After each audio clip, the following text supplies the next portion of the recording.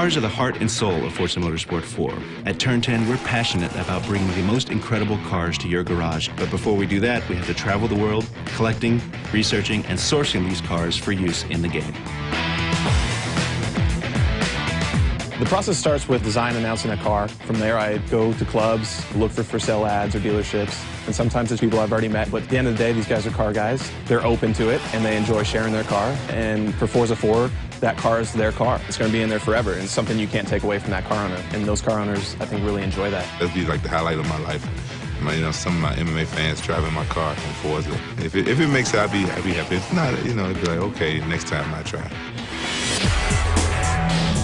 Each method of acquiring reference for a car has different advantages and disadvantages. Scanning is nice because we know it's correct. We know the shape is accurate. The manufacturer that we have to approve it with knows the shape is accurate. When we scan a car, we're getting data on the inside and the outside of the car that's accurate to 12 thousandths of an inch of every surface that we capture.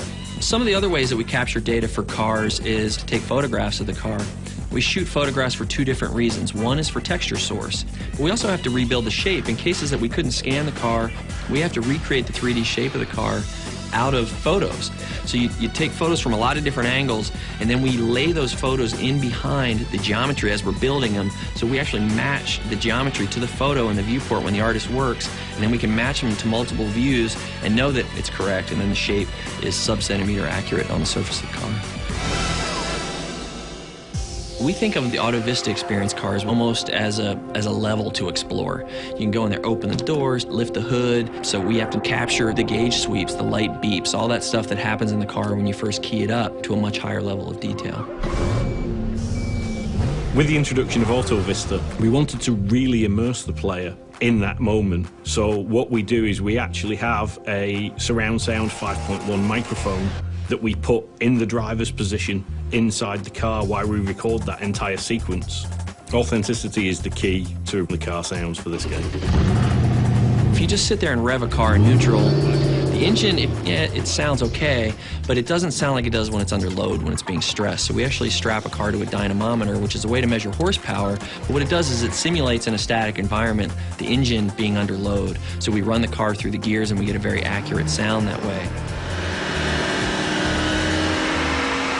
Every car is different, and we'll spend some time walking around the car at first, trying to work out where the cool sounds are, what the sounds are that really capture the sound of that car, and then we'll position multiple microphones on each of those sources to try and get different perspectives to make sure that when we bring it back to the studio, we can get everything we need and reproduce the sound of that car. The audio sessions allow us to have the car sound real in-game, and the dyno session really allows us to push it to its limits.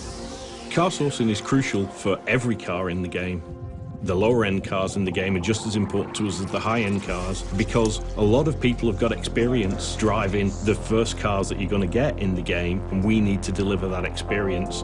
Much fewer people have driven a Ferrari, but all cars are important to us, and we need to make sure that every car is as authentic as it can be.